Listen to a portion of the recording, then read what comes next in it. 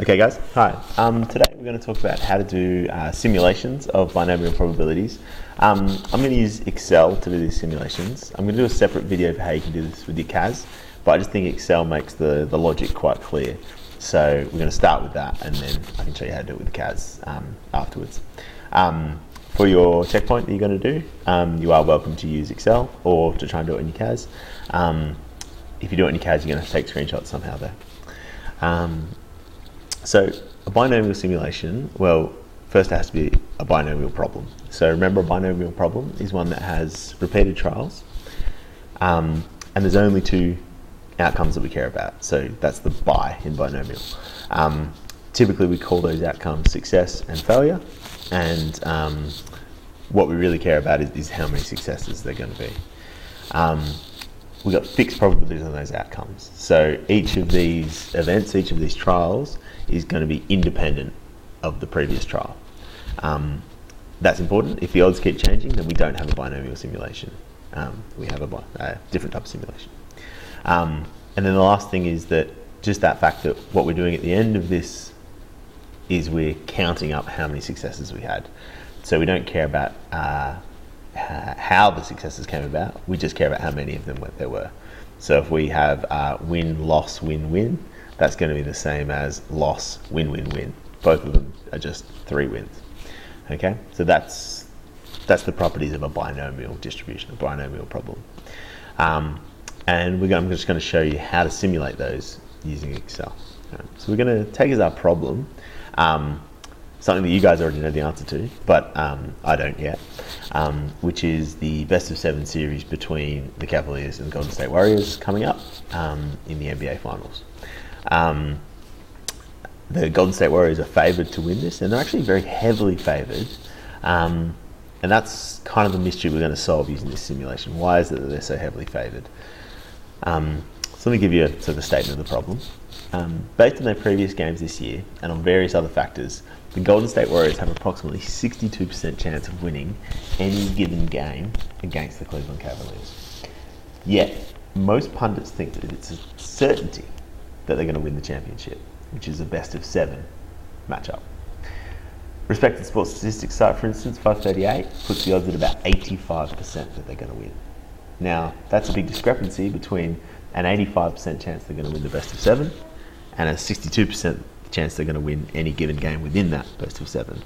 So we want to work out where that discrepancy comes from. So what we're going to do is we're going to simulate this situation. We're going to simulate these 7 games. We're going to simulate them many, many times over, and we're going to see how many times Golden State wins. So first off, we're going to translate this into sort of some mathematical ease. Right? So we're going to let X, big X, capital X, the distribution, be the number of games that Golden State Warriors win out of these 7. Right? And to write that as a sort of as a formula, we're going to write the probability that the Golden State Warriors win championship is going to be equal to the probability that X is bigger than 4. Right? So if they win 4 out of 7, they win the best of 7. Right?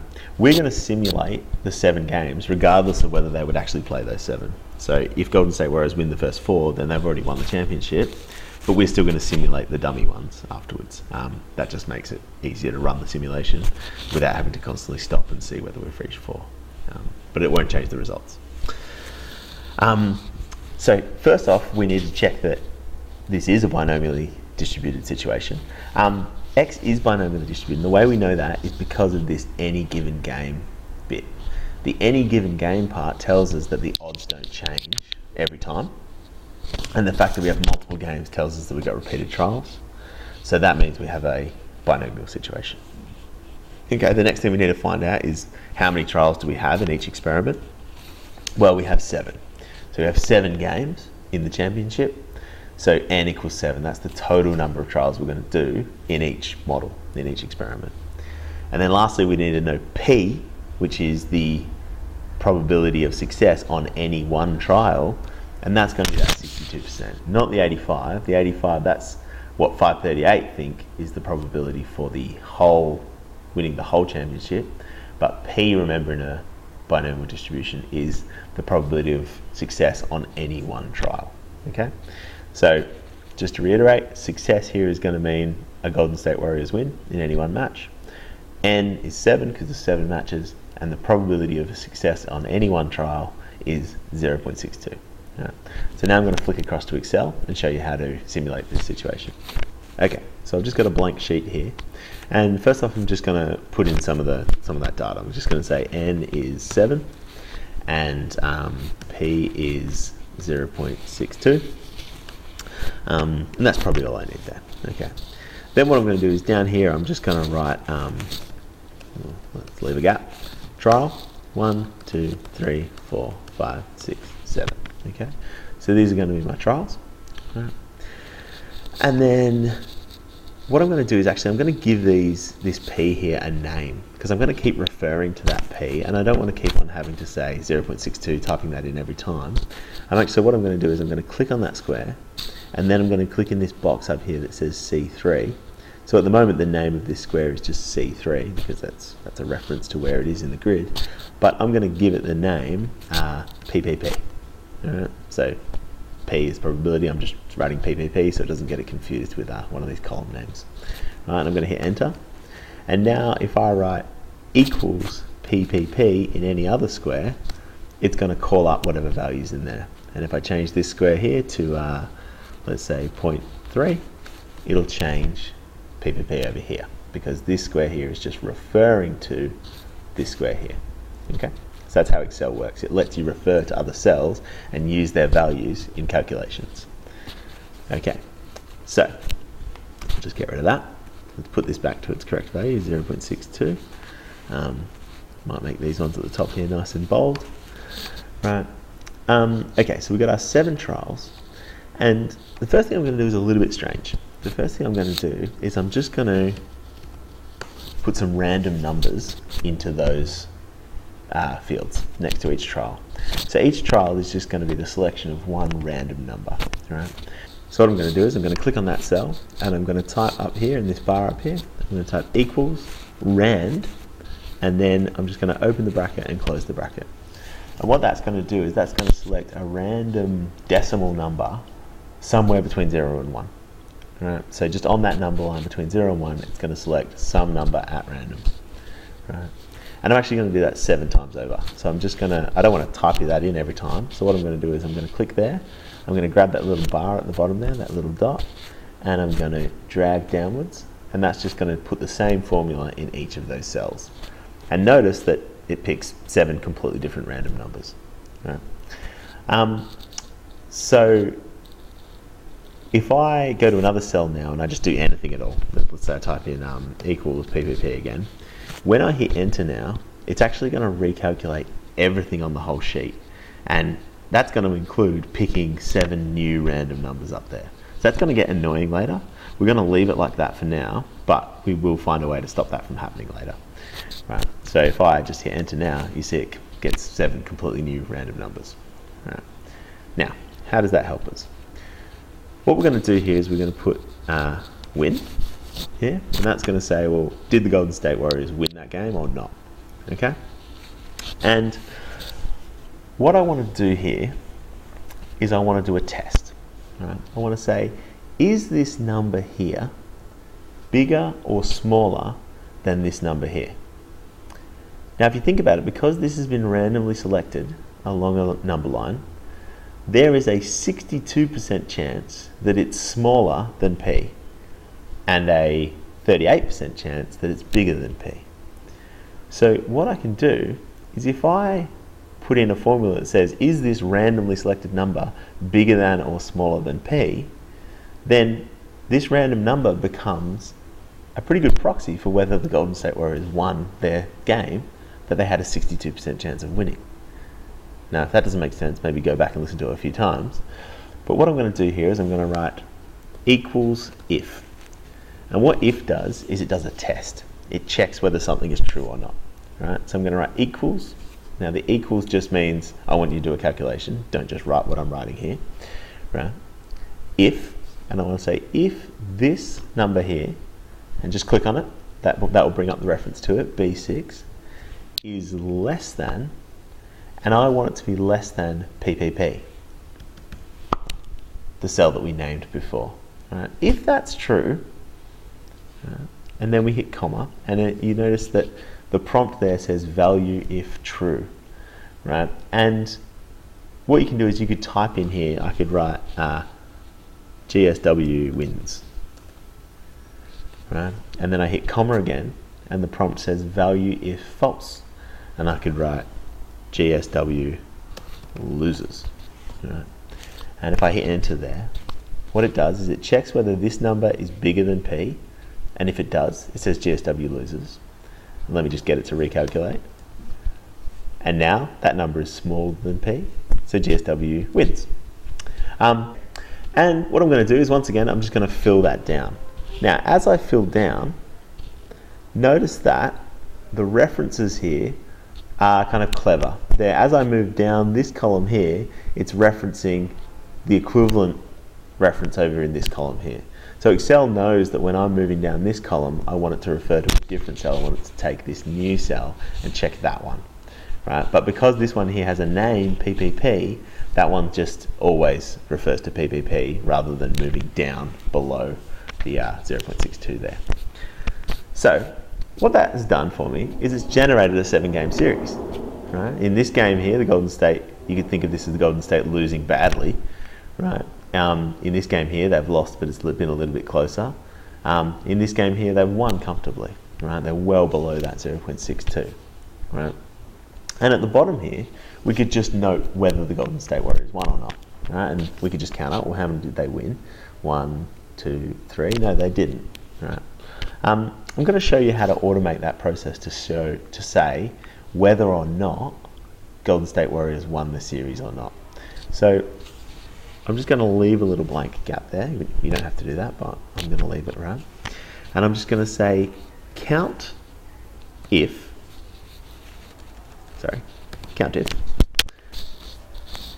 in this range here, how many of those squares match GSW wins? Because that's the thing we've called a win. And I hit enter there, and I get 3, right? And that counts how many times we see the words GSW wins in that column there. Now, notice that this is a case where Golden State have actually lost, right? But I could recalculate this. All I have to do, once again, remember, it's going to redo those random numbers whenever I go to another cell and get it to, and hit enter for it to change. So I'm just going to hit spacebar and then enter, and that's another case where the Golden State loses. This time they win. This time they win again. This time they lose. This time they win. Now, if you think about it, if this number here keeps changing, and it keeps changing in a probabilistic way, then it itself is a probabilistic variable. It's a distribution, right? And if it's a distribution, then the way to find out what its probability of being any particular number is to run this trial a whole bunch of different times. Now, we could just sit here and keep pressing spacebar, enter, and spacebar, enter, and record the results, and then say, well, in 25% of the time, they win 1 game, and 10% of the time they win 2, and so on and so forth. But the nice thing about Excel is it can automate that process for us. We could just grab all of this here, we could copy, and then we could paste. And it runs another trial for us. And then we could grab all of that, copy, and paste. And now we have 4 trials. Grab all of that, copy, paste. And now we have 8 trials, or 8 experiments, right? And you can see we could do this hundreds and hundreds of times if we wanted to. And then we could say, well, in what percentage of the time does Golden State win 1 game? What percentage do they win 2, 3, 4, 5, 6, or 7 games? So that's what we're going to do. I'm just going to copy and paste this a whole bunch of times. And we're going to get a whole bunch of experiments. And then we're going to count up how often these different results happen.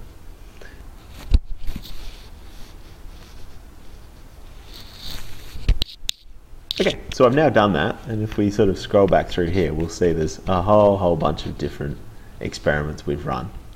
And we want to know, well, in what proportion of those do the Golden State Warriors actually win the championship?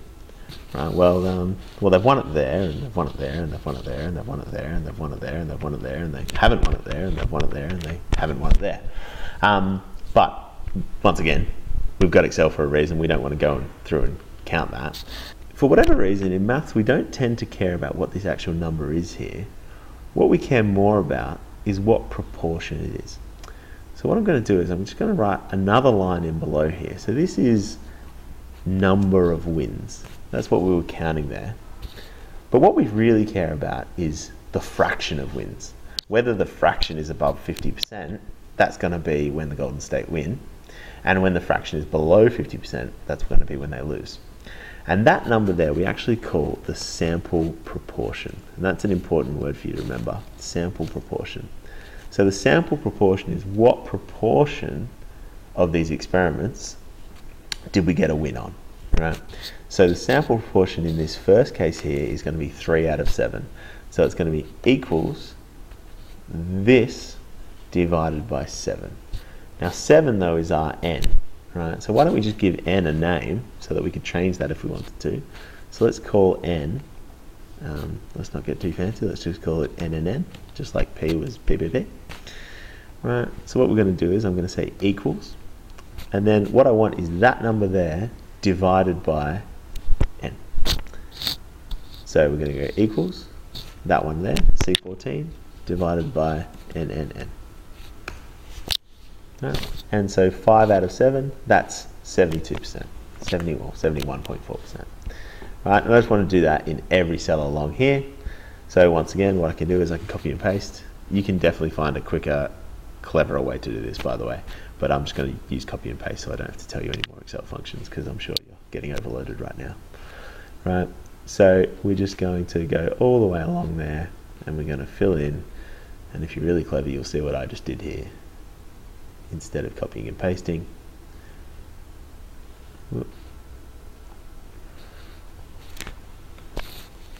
okay, so what we've got is the sample proportion for each experiment. So each experiment consists of 7 trials. In this case we won 5 of them. That means we have a sample proportion of 71.4%. Now that actually means that the sample proportion is a probabilistically distributed thing. Right? It is the thing that can take on many values, and there's a chance of it taking on any one of those values. So let's check what those chances are. So we're going to make a little table that's going to count up. How often does 5 wins come up? How often does 71% come up? How often does 4 wins come up? How often does 57% come up, etc. Let's make a little table. Right? So here I'm going to write number of wins, and just next door to it I'm going to write the equivalent sample proportion. And our number of possible wins is, well, we could have 0 wins. Cleveland Cavaliers could sweep the series. Golden State could have 1. Golden State could have 2, 3, 4, 5, 6, or 7. Okay. And our sample proportion in each of those cases is just going to be whatever that number there is, divided by n and n. Right. And notice our sample proportions always run from 0 to 1. So we can always have 0 successes, or we can always have 100% successes, and we can have increments in between. Okay. And then here's the last Excel formula I'm going to teach you today. I'm just going to write count as my header there. Let me make all my headers bold just so we can see them a little bit better. So what I want Excel to do now is I want it to run along this line here, and I want it to check how many of them match these numbers here. Okay. So what I'm going to do is I'm going to say count. I want to say equals count if. So that's the same one we used before. Count if, open bracket, in this range here, right, that is all of that row 15, count if you see this number. Okay?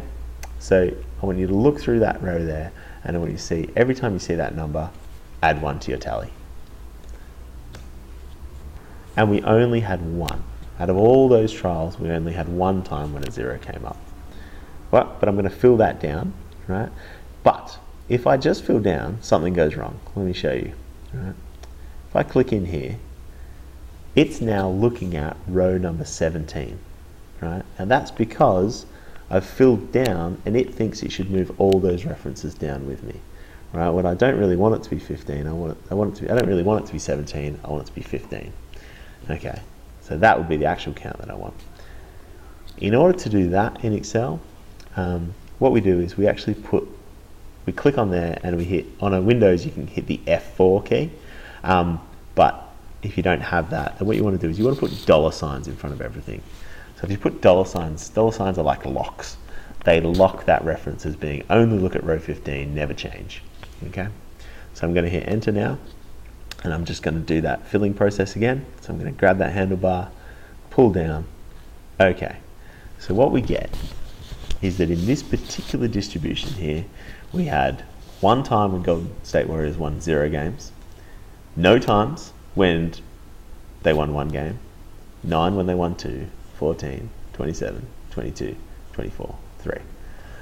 We could tally those up, equals sum of those, so we could add all those up, and we'll find that there was 100 trials. So I did 100 of these experiments here, and this is the distribution I got. Now, remember I said before, it's a bit annoying that these numbers keep jumping around. So every time you recalculate something, these things are going to change. Now notice they're not changing that much, but they are changing a little bit, right?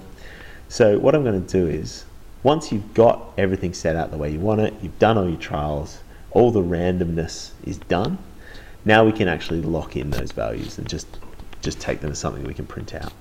Okay, so we just select everything, and then we're going to paste, but we're not just going to paste using the regular paste. We're going to right click, paste values, right? And if we just paste values, what it does is it gets rid of all those formulas that we wrote in before and just replaces it with whatever text was in those boxes. Okay, so this is going to be, now when I go to different squares and I get it to recalculate, nothing changes because these are just text values now. They're not formulas with random numbers in them. Okay, so this is our final count. We've done 100 trials, and these are the sample proportions we get. We get 1 of the 14% and 6 of the 29, etc. Okay, so this is what 538 and those other websites that are trying to predict the outcome of the championship are actually doing. They're running these sorts of simulations. These are called Monte Carlo simulations because it's a bit like a casino type scenario. Right, and then what proportion of games does Golden State win? Well, those ones there. Right, so if we were to add up those 4 numbers there, we get equals sum of, well, they win if they win 4, 5, 6, or 7. So they win 70 out of those 100 games in our particular trial. So 538 weren't quite right, that they said 85%, but 70% is pretty close. Right. Now notice that 70% is not 62%. They have a bigger chance of winning the overall championship than they do any one game within that. And that's going to be a general feature that you're going to find when you do the checkpoint. Now, I know there was a lot of new functions in there, but there's 2 things to remember. One is that you can go back and you can look at any part of this video again, see what I did. And secondly, I'm going to upload this booklet itself to the webpage where you find this video, and you'll be able to sort of go into each square and see what was written there. Okay, thanks, bye.